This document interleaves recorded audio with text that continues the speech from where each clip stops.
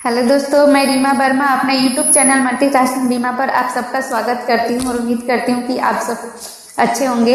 आज मैं आप सबके लिए एक सोहर गीत लेकर आई हूँ जिसे सहाना के नाम से जानते हैं।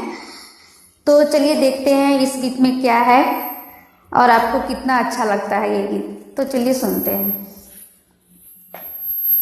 भैले महंगी में ललनवा कैसे सपरी, भैले महंगी में ललनवा कैसे सपरी, कैसे सपरी हो कैसे सपरी, भैले महंगी में ललनवा कैसे सपरी, भैले महंगी में ललनवा कैसे सपरी।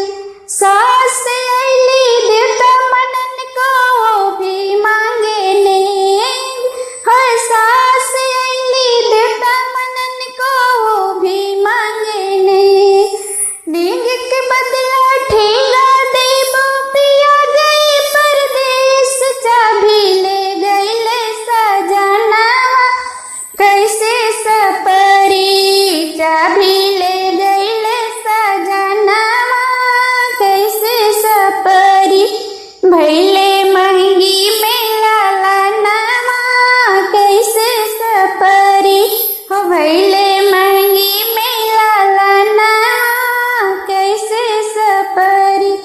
गोतिन अली मेवा बनन को भी मांगे नेग, है गोतिन अली मेवा बनन को भी मांगे नेग, हर नेग के बदला ठेंगा देबो पिया गई परदेश, चाबी ले गई सजना कैसे सपरी, हो चाबी ले गई सजना कैसे सपरी, भैले महंगी में ललनवा कैसे सपरी, कैसे सपरी हो कैसे सपरी, भैले महंगी में ललनवा कैसे सपरी।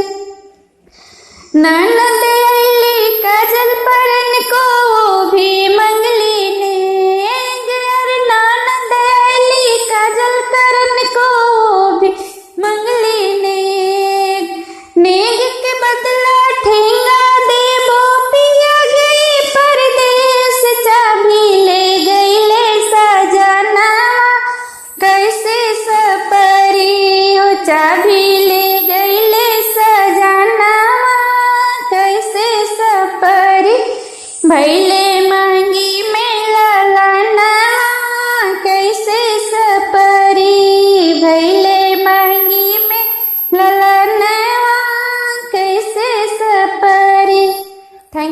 Thanks for watching. तो मेरा ये सोहर गीत आपको कैसा लगा, लाइक कीजिए, शेयर कीजिए और कमेंट करना तो बिल्कुल नहीं भूलिए।